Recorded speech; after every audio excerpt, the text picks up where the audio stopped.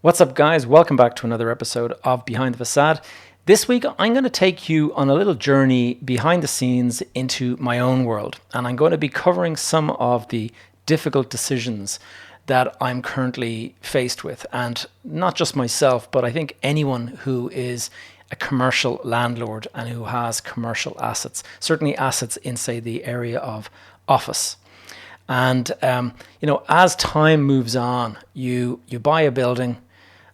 You own it. You buy a building at new, or you develop a building from new. At the outset, you have a tenant in there. You sign a long lease.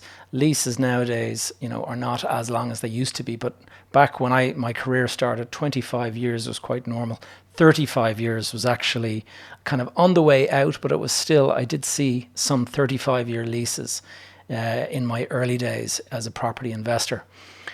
Nowadays, with tech companies and all this kind of stuff, the most you're probably going to see is maybe 15 years. But what happens is you sign these long leases, and then the building sits there for many, many years, with the tenant paying the rent, and everything is great. And it's just like an ATM. It keeps on producing income on a regular basis. And then time moves on. And as time moves on, you suddenly find that the building has aged and it has become a little bit, maybe not obsolete completely, but so the equipment is reaching the end of its sell-by date and things like that. Owning a property asset, this is one of the things that you got to remember. It's very rewarding owning a property asset in a rising market when rental income is coming in good, when you're actually looking at capital appreciation of the asset as well. It's all great. But it would be a critical error on your behalf to overlook the fact that you've got to maintain your asset and you've got to reinvest in your asset. And this is especially the case nowadays with the rapid onset of innovation, property technology, all of this kind of stuff. And with the increasing signs that climate change is here at our doorstep, as I'm saying this now, I'm in my office and it's sweltering hot. It's Sunday, and I've just heard the papers. I've been looking at the papers, and they are warning in that the UK is going to be looking at 40 degrees of heat on Tuesday next. So in the next day or two, I can well believe it because it is sweltering hot today here in Dublin. And we usually are about 10 degrees lower than the temperature in the UK when it gets hot. So anyway, without further ado, let me take you behind the scenes into some of the difficult decisions that commercial landlords are currently facing.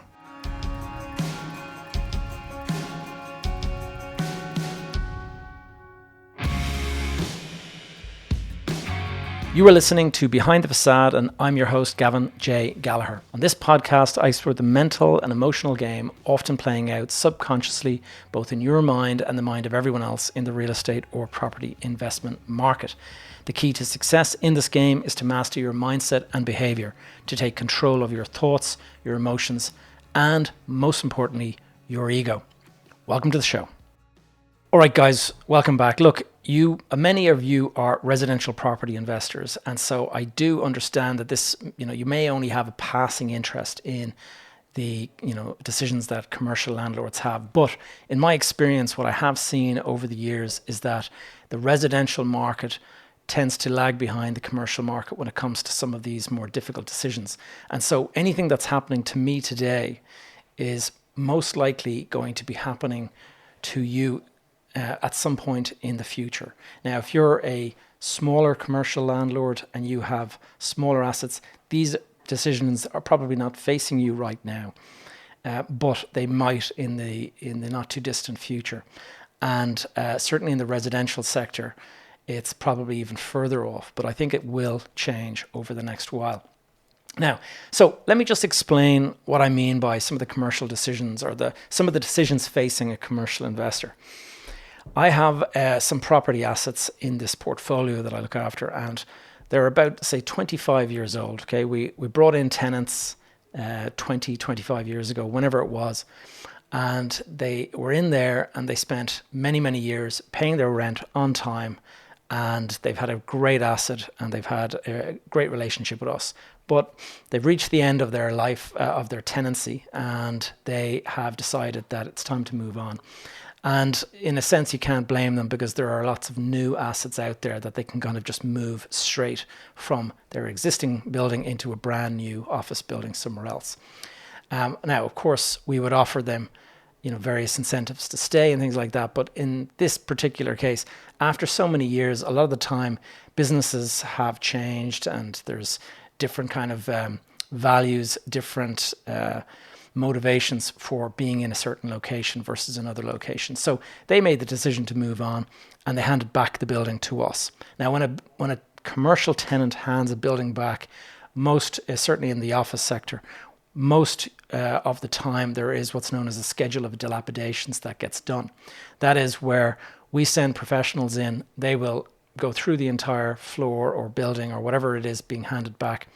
And in the process of doing that, they will identify various things that are, in a bad state or in need of repair, refurbishment, replacement, whatever it is.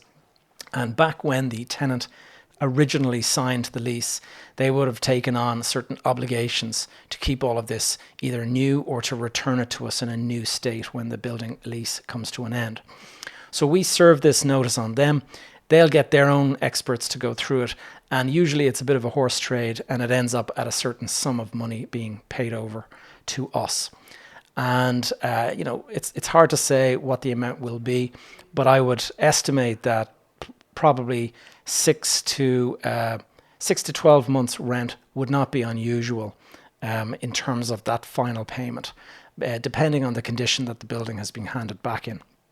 Now, what do you do with the building as a landlord? You've just received this chunk of payment, this chunk of money, and what are you going to do with that? Now, don't forget that the tenant has now left, so you no longer have the benefit of their income coming in. So you don't have any more rent coming through to you. And if you don't have any more rent coming through to you, this final payment represents the last check that you're going to get before you manage to sign up your next tenant. So there's a lot of stuff to consider what to do with that money. You've got to consider the current market cycle that you're in. You've got to consider the current, supply-demand issues in the market. Are there a lot of tenants looking for space? Is there a lot of product on the market? And so you have a lot of competition. Then you've also got to think about your own situation. I mean, you've got a business, depending on your own situation and whatever. But if you have a portfolio of buildings, hopefully you have income coming from other buildings that'll help you kind of bridge the gap. If you just own this one asset, then it's a more difficult situation that you're in, because your income has just come to a complete end and you've got this final check. And that can be a difficult decision to make, because you have to now decide to give up that check to reinvest in the building and hopefully get a tenant to sign up pretty quickly. Or what do? Do you hold on to the money and then leave the building in a kind of poor, tatty state, and then you find it difficult to rent, or you find tenants that come into it are looking for a discounted rent? This is why the market cycle matters. If you've got tenants out there, if there's hundreds of tenants looking for single floors and you've got a single floor, then you've got a lot of competition looking for that. So maybe you can get somebody to just take it as is. But on the other hand, if there's an awful lot of buildings out there that are becoming available and there's only a small handful of tenants, then the shoe is on the other foot. Other landlords are making, good offers, offering incentives and stuff. And so it can be difficult to secure that tenant. And these are all the things you have to kind of consider. Now, do you refurbish the building? Of course, you have to refurbish a certain amount. The tenant has handed you this check, and the idea is that that check gets used to refurbish the building. The problem is usually the check falls short of the kind of job that needs to be done. And you've got to put in your own capital into this payment in order to kind of cover a comprehensive refurbishment. And so do you have enough capital to do a comprehensive refurbishment? That is one of the issues that you've got to consider. And then you got to look at the age and the condition of the building and say, what level of refurbishment do we need to go to? Then the final thing that you have to think about in this whole kind of conundrum that you're dealing with is, what is the return on investment going to be? If you were looking at say you've decided that the building is quite old now and it needs a comprehensive refurbishment, that can be a lot of money. That can be much, much more than the annual rent. Versus, say, what's the return on investment if the building work that you're proposing is only a small job? Let's say it's less than a year's rent, and it won't have all the bells and whistles, but it will be, painted with new carpets and things like that. So it'll look good, but it will not be a modern building by comparison. And then there's people who will want to keep as much of that payment that they got back, and they're going to be looking to just do the absolute minimum, like just paint the lobby and that's it. There you go. You can take the building as is. And we go off and we'll bring in our professional advisors. There will be property agents. There will be different. There's engineers and architects that get involved in this. We'll bring in contractors that will kind of advise us on the cost of certain things. You get a lot of different views. You get a lot of opposing views sometimes. You get a lot of contradictory reports. And it can be difficult to make a final decision because you've got so much information. Some of it is pointing you in one direction. Some of it is pointing you in the opposite direction. And you've got to try and make this decision yourself. Ultimately, you're the person who's left with the building. So, if you're just going to do a small job and, in you go and, you paint the lobby and things like that, the likelihood is your building is going to sit empty for a while. So usually what we will do is bring in some professional advisors, and there'll actually be quite a range of advisors being brought in at this stage. We will bring in our professional valuers, the estate agents that do the leasing of the building. There will be people that kind of do a valuation of the building. We'll be bringing in, we'll be actually talking with our bankers as well, just to make sure that they have, they'll have certain views on the kind of work that should be done. And we'll also be bringing in then, depending on the size of the job, but in this particular case, in the building that I'm currently looking at, we've brought in the architect, the engineers, the mechanical and electrical contractors. Various people are brought in just to kind of get the different views on the cost and what's the market doing and where are we going. And even though the building was handed back to us in a very presentable condition, when we walk in initially, you kind of look around and you say, this seems perfectly fine. But it's when you kind of lift the lid and look under the bonnet, so to speak, you start to realize that the systems are actually quite old now and in need of replacement. So, like, for example, when you look at the mechanical and electrical, most of the jobs that we're talking about these days, these older buildings, the real expense is going to be in the mechanical and electrical services. So, for example, the elevator, the air conditioning system, the air handling units, the boiler system for heating the building, and also the lighting system. And then on top of that, you've obviously got decoration, like the carpets, the ceilings, the painting of the walls and all that. And the other consideration you got to have is the configuration of the building. If your previous occupier that has now left, if they are, say, a large single tenant that occupied the entire building, okay, they will have set the building up a certain way that suited them as a single occupier. But if you were thinking about, like, say, for example, your tenant, your advisors come back and say, like, it's going to be very difficult to find a single tenant, you're probably safer going out and trying to split the building into a couple of floors and try to rent each floor individually. And so instead of having one single tenant, you might try to split the building into 3 or 4 separate tenants. Now, if you're going to do that, then the configuration of the building is going to have to change. And that's where you'll also be getting into some expenses. For example, a large tenant may have a canteen. Larger tenants tend to have a canteen, for example. They might have large server rooms, communication rooms where all of their server and racks and stuff go. They might have a big boardroom, and then they'd have, say, various meeting rooms, and they'd have offices for various managers and stuff like that. When you get into individual tenants, it's a different setup. First of all, you're going to have just a small kitchenette. You don't need a canteen, so to speak. you're probably going to just have a more of a server closet. It's like a small room. It's not a big room. And you're going to probably be looking at just a manager's office and maybe a meeting room. You don't need lots of meeting rooms, typically speaking, we'll say. And then the other thing to consider is your lobby and your lift. If you are a single occupier, when you walk into the front, reception of the building, usually there's a desk there, and there would be a receptionist who's sitting at the desk and will, introduce herself to you, and you say, who do you need to speak to, and they'll go and organize a call.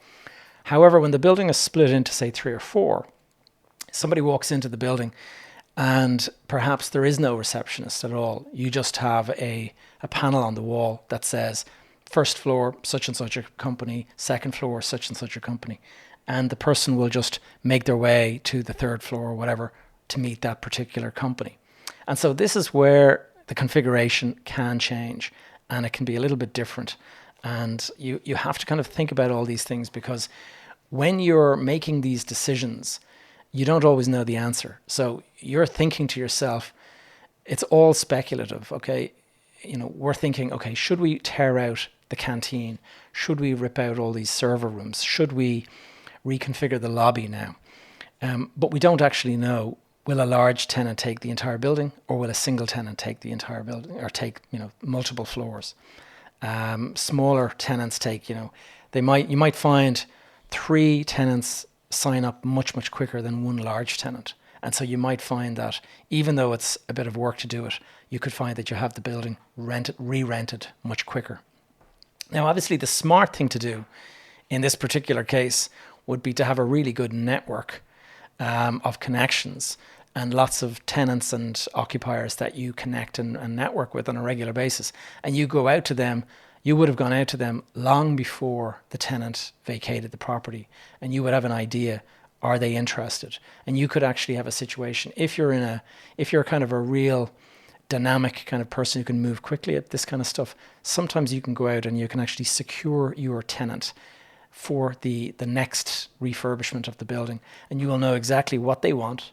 You'll know what rent they're prepared to pay. You'll know how they want the place configured. And the day that the tenant that you've been collecting rent from for 20 years moves out, your contractors move in, and as soon as they're finished, you have the tenant ready to go, and they might have already signed a pre-let or something like that. Now, much easier said than done, because tenants don't always make decisions in a time frame that necessarily suits you, and so you just have to wait for what the market is doing at the time. So let's go back to that big decision. What kind of a job are you going to do? Are you going to do a big job, or are you going to do a small job, or are you going to do the absolute bare minimum?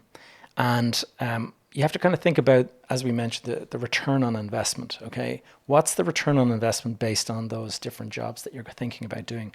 Let's say, first of all, what is return on investment? Like the value of the work you're going to do versus the projected rental income that you're going to earn having done it. And so let's look at 3 options here. Okay, we'll say option 1 is a big job, and that is where you're going to tear the building apart. You're going to go and replace all the mechanical, electrical equipment. You're going to reconfigure the floors. You're going to basically bring it back to being like a brand new building. And let's say the expenditure on that is about $1 million. All right. Now let's say the smaller job, where you're just going to do not the bare minimum, but you're going to just spend, say, the money that you got from the previous tenant, and you're going to do a dilapidation, whatever you got for the dilapidations, you're going to take that money and you're going to reinvest it back in the building. So let's say in this case that's about 200,000. Okay, so it's only a 1/5 of the amount of money that we're talking about for the big job. And then the bare minimum. All right, this is where you don't plan to do anything with the existing equipment. You don't plan to do anything with the configuration. You're going to send in painters, you're going to get new carpets, and that's going to be about it.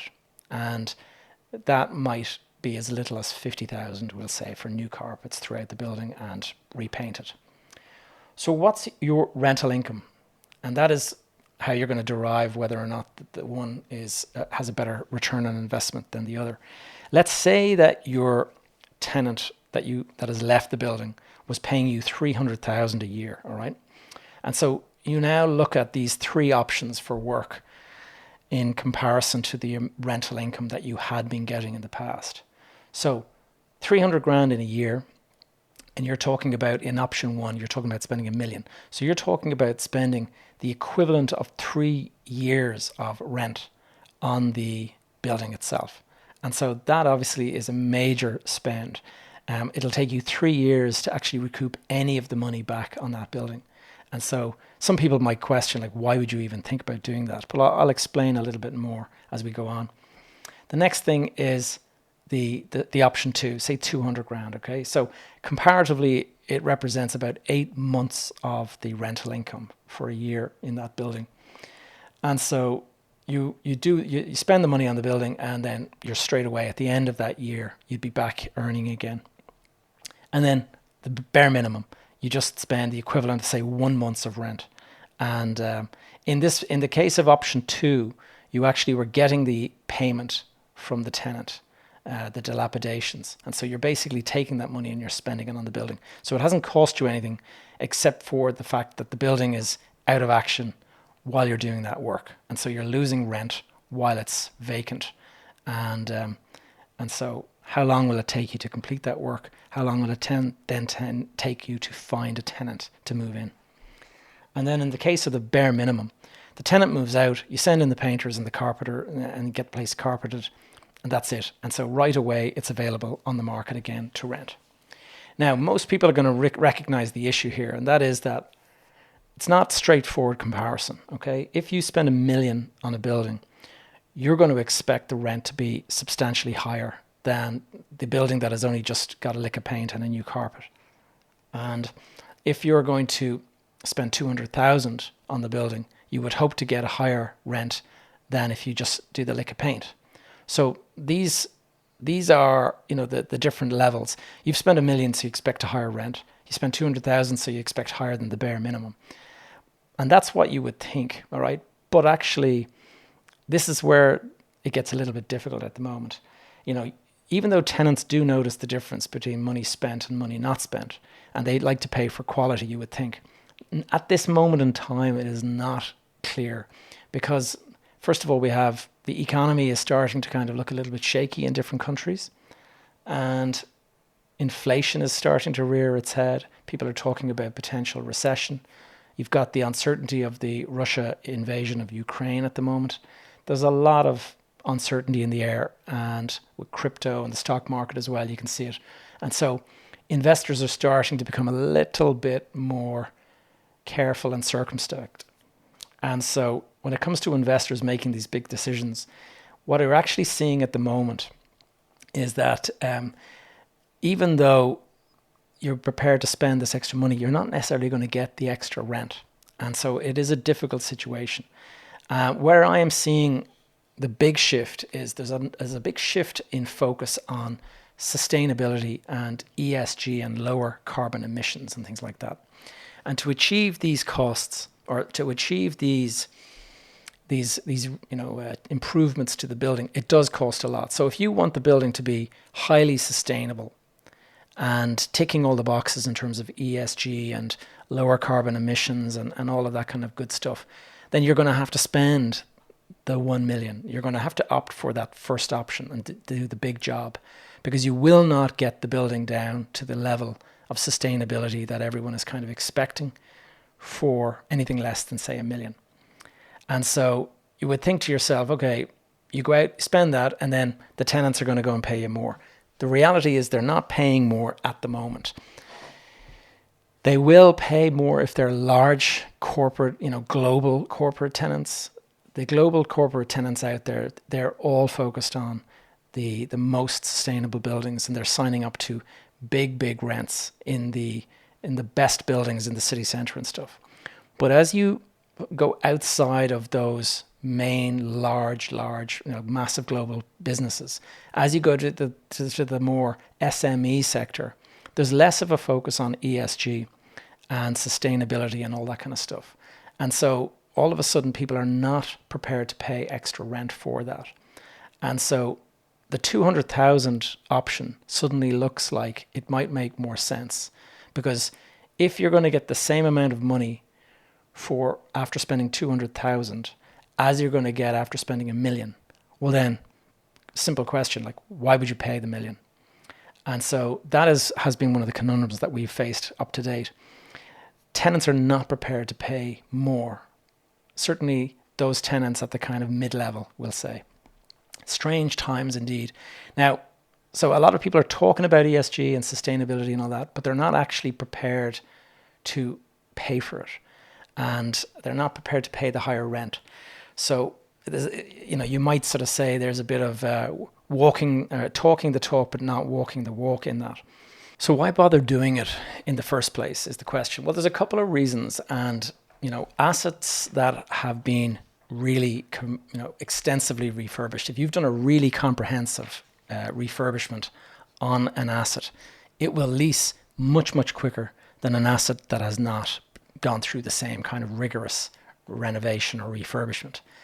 And so you think about it like this: your building is for sale on the market or for lease on the market, and it's got all the bells and whistles.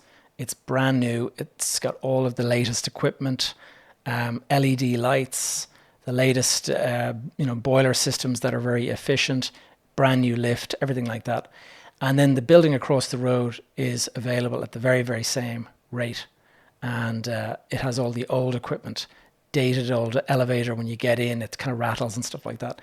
I mean, if you're an occupier looking at these two buildings, which one are you going to rent? You're going to rent the one that has all the newest equipment. Will you pay a little bit more? You might. But the reality is that at the moment, the market is not offering more for these new buildings. And so it's kind of a difficult situation out there at the moment. Now, as a landlord, why should I only get the same rent? This is the conundrum that we're kind of facing. So I can see how people would kind of decide, you know what, I'm not going to spend the equivalent of 3 years of rent doing up this building. I'm going to instead go for option 2, and I'm going to spend I'm going to take the money that I got from the tenant. I'm going to do up the building to that amount. And that represents, 8 months of rent. And I already got the check from the previous tenant. So doesn't that make a lot more sense? And yes, I can understand how it makes sense to think like that. The risk here, though, is that you do the work, you've spent the money, and then you put it on the market to rent. And let's say that other people have made the decision to spend the $1 million, and you've decided to spend the 200. And tenants are all going to the 1 million options, and your 200 option is sitting there. So all of a sudden, you're facing the situation where your building is now sitting there, unattractive, not attracting any tenants. And after 8 months, you still have a vacant building. Now you're in a situation where it has cost you in vacancy the same amount as you got from the tenant, and you've gone and spent the money. So now you're out of pocket. Once that gets to 12 months, you're now 300 grand out of pocket in unpaid rent. Do you now decide, oh my God, I'm in a bad situation, I better go and spend the money on doing up the building? But at this stage, you're now out of pocket the 300 grand because you delayed. So are you going to have to spend the money and have another period when the building is unusable because you've got contractors in and stuff?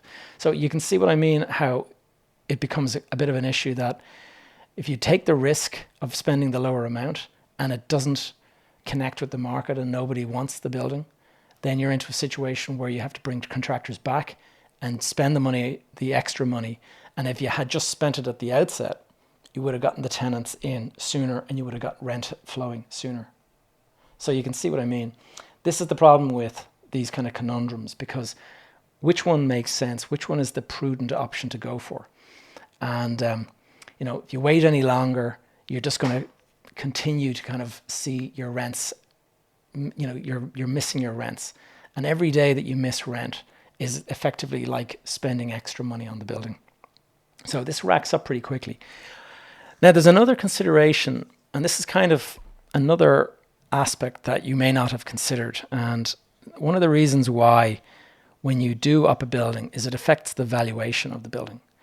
And if you are, if you've just spent $1 million on your building valuers will come along and they'll take a look at that and they'll say, okay, this building has all the latest gadgets and everything like that. And so on an assumed rent of this, it will be worth X. And so the amount of money that you put into the building might have increased the value of the building by pretty much the same amount as what you spent.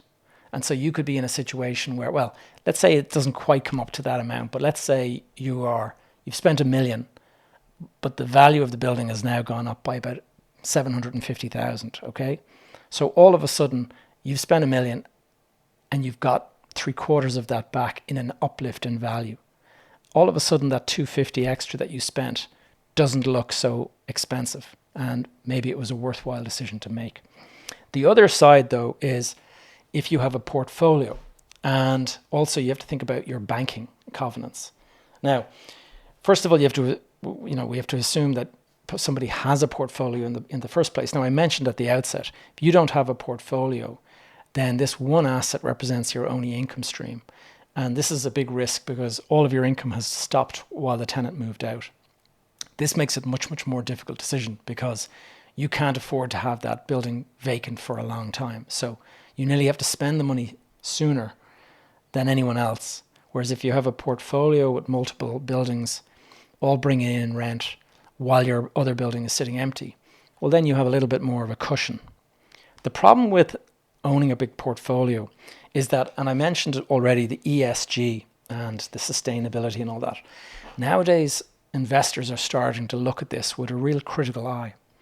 And if you are not investing in your portfolio as a total sort of global figure, then a single asset can actually bring down the value of the entire portfolio. So let's say you have 10 buildings and 9 of them are all the bells and whistles, everything. It's a really high standard buildings with good tenants in them and all the rent. And then this one building is there and you've decided to go with the lower option and not to spend much on it. So this building is not sustainable, doesn't have all the bells and whistles. That can actually contaminate the larger portfolio, because when people are looking at your portfolio and they are valuing it, they will be valuing it on the basis of it also having this green premium. And they'll be thinking to themselves that, okay, this portfolio, all the assets are ESG compliant. All the assets are sustainable. This portfolio would be of interest to investors that are looking for completely green portfolio. Whereas if that one building that you've left is not green, then you can't sell the portfolio as 100% green. And that might impact how people perceive your portfolio. And so you could actually pull down the value of the wider portfolio of all 10 buildings. Now, there's lots of terms for these buildings that are getting kind of left behind. And one of them is stranded assets. I talked about this in a previous episode, I believe. And then there's green premium versus brown discount. And the brown is what we're talking about. The building has just been handed back to you. It is effectively a brown building. And there's a discount applied because it doesn't have all of the bells and whistles. The green premium is the premium that you're getting on the value, not necessarily on the rent, but on the value. Now, the other thing I mentioned was the impact on banking. And this is something that you've really got to think through, and you've got to have a relationship with your bank in order to kind of understand some of these things. Investors around the world, like, I'm not just talking about property investors, I'm talking about global investors, institutions. They're looking at ESG in a kind of global way, and they're looking at their entire portfolio. So they're not just looking at property, but they're looking at stock market portfolios, bond market portfolios, all of this kind of stuff. And they're really big institutions. Like, if you, to name the biggest one, you've got BlackRock, and the founder of BlackRock is a guy called Larry Fink. And he was the person who kind of came out and said that, I think it was 2018, he said that climate risk is investment risk. And he's the guy that is kind of responsible for getting the whole market to start looking at ESG more seriously. But the big banks that are out there, the banks that you will go to borrow your money from, they also usually have got their shares are listed on the stock market, so they have got big investors investing in their shares. And these same investors have the same interest in ESG and sort of green and all that. And you might sort of say, well, what's a bank got to do with that? A bank is lending money. There's no assets. But actually, it's the value of their book, their loan book.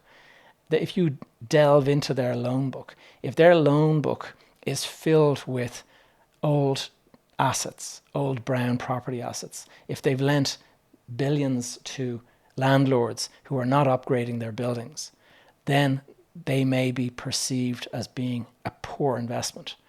So a lot of the big banks out there now are starting to look at their portfolios and starting to say, let's get these books as green as possible. And so their loan books now are starting to become more and more focused on green loans. And by that, what I mean is you will see at the moment that mortgages for residential property, if you go out and look for a mortgage and your house happens to be A1 or A2 rated for energy, and I don't know, depending on where you're listening in from, there might be different ratings. But here in Ireland, we have a thing called the BER cert, and it rates your building. And the highest mark you can get for your energy rating is A1. If you have an A1 or an A2 rated house, you will get a 0.5% lower mortgage than anyone else. And that is the incentive that the banks are now starting to offer their clients, their customers, for greening their portfolio, for greening their loan book. So more people will approach them because of this. And this is how they end up with a greater percentage of their mortgages are with green property, with green buildings, greenhouses, sort of more energy efficient houses. And so you can see how, if you might not be interested in it, but if your bank is starting to kind of insist that you're investing in your portfolio, or they're not interested in renewing your loan, then you can see how the difficult choices become more and more sort of front and center in your thinking. So you got to invest in your assets to protect them, and you've got to be thinking about the shift in the economy towards this green and ESG. My take on it all is that the world's governments are not completely aware of the way the world is the way the world is moving towards.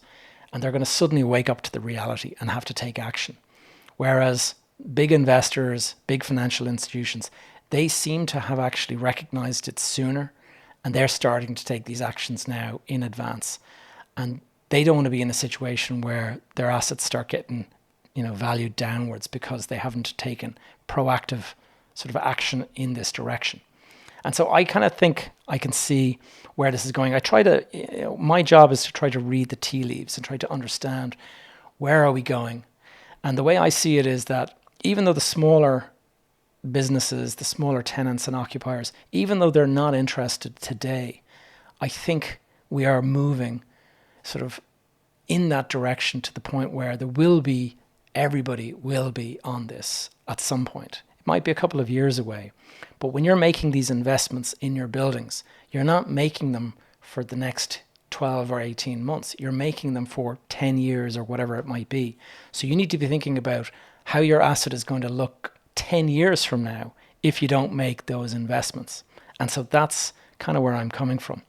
And you don't want to have a situation where your building is a stranded asset because you haven't invested in it any more than these businesses, that the tenants that are taking the buildings today that don't have all these green credentials. At some point, their businesses will be downvalued by banks, investors and stuff, because they're not paying attention to this. They are in an old building that is they're paying rent on an old building. Maybe it's a low rent, but the building is not up to a certain standard. And I'm seeing that now. I'm getting a lot of questions from occupiers asking, can the building be made more green, or what are the current levels of emissions from the building? So I'm seeing it quite a lot. And one of the things that I noticed, actually, I was reading a newspaper article today, and it's quite interesting the way it's going. At the moment, here in Ireland, there's a big kind of debate over the different sectors of the economy that are kind of haggling with the government to get lower emissions targets. And there's a big question mark around the sector, the agriculture sector. And that is because agriculture is one of the biggest contributors to carbon emissions. And if you have got a big herd of cattle and you're a milk producer or a meat producer or whatever, that is actually a huge amount of carbon emissions from that. And so there are different sections of the market that are kind of saying that should be reduced. But of course, if you're a farmer, and this is where your income comes from, you don't want to have any cap put on you at all. And so the big issue is starting to be who is going to reduce the amount of the target that the farmers have got to stick to. And I can see it now in in Ireland here, our government is made up of three parties. There's Fianna Fáil, Fine Gael, and there's the Greens. And the Greens are, as you would expect, they're focused on the climate and green energy and all that kind of stuff. And so their reason for being in government is to affect these kind of climate changes. Whereas the other two parties traditionally would have enjoyed a lot of support from the rural communities. And all of a sudden, if they're pushing these targets for lower emissions and telling people you actually have to reduce the size of your herd, you can see how politically that is very unpopular. And so they might actually lose their rural vote. And all of a sudden, this becomes kind of something that they're now wavering on whether or not they should make this decision. And it's going to create tension and friction between the government partners. And eventually it could lead to a collapse because, they're all kind of vying for something that they would have stated to their voters, saying, we're going to make sure you get the following and whatever it is. So it's a difficult situation. I remember talking about this back in last year, and I think it was October, when the COP26 conference was on in Glasgow. And when COP26 was on in Glasgow, it was the big, all the countries in the world came to Glasgow to talk about climate change and what they're going to do to stall global warming. And one of the most, I think we all agree that climate change is a major issue, and that as people are ignoring it, you're getting into a situation where sea levels are going to rise, extreme rainfall events. We've already seen this in Germany. You've got extreme temperature events. We're seeing this currently this week. You're seeing more wildfires, seeing that at the moment. We saw it in Australia last year, America last year. You're seeing droughts. I'm looking at videos a lot these days of Lake Mead in America, almost completely dried out. And that lake is supposed to supply water to 40 million people. And then increased hurricanes and all this. So there's no doubt that global warming is starting to have this. It's starting to take place. And the most frustrating thing about all of this kind of talk and the politics that gets in the way of it is that all we're talking about at the moment are emissions targets. We're just talking about targets. We're not talking about actually achieving anything. We're talking about what is each sector of the economy, what is their target that they're aiming for. Whether they achieve it or not is another thing, and everyone is looking for less of a target so that they don't. And the most frustrating thing of it all is that next year this November, we all have to meet again. All these COP26 nations have to meet again to re-agree the targets, because they all accept that last year the agreements that they made on the targets were not actually sufficient to actually achieve the goal that they have for 2030. So everyone came away patting each other on the back saying we had a great conference. But the reality is that instead of achieving targets that would actually prevent global warming from rising above a certain temperature, I think what it is, the original temperature is that they want to limit global warming to 1.5 degrees above pre-industrial levels. And that figure was set in 2015 in Paris. They call it the Paris Accord or whatever. At the moment, we are not on course to achieve that, even after everyone patting each other on the back. So I think that the politics got in the way. The politicians they didn't think they could go home and sell it to their voters And so everyone kind of walked away with a bit of a compromise. And in the meantime, what's happening is the world is warming up faster and faster and faster. And there's going to get to a point, I think, where suddenly we're all faced with a very, very difficult situation. Instead of it being a slow transition, it's going to be a very abrupt transition, where in order to make to achieve the targets, in order to achieve the levels that we need to get to, we're going to have to suddenly go to level 10 instead of like incrementally from level 1 to 2 to 3. These are my views. Anyway, look, I won't bore you with my thoughts on this any further. What I want you to do, to take away from this, is when you're looking at your portfolio, don't look at it exclusively today. Look at your portfolio in a 10-year horizon, and consider that 2030 is only 8 years away. And 2030 is the big time frame that everyone is kind of aiming to be carbon neutral and stuff. And there's going to take investment to get your portfolio neutral if you're even interested in doing that. And whether or not you're interested in it or not, it could be forced upon you by subsequent governments. And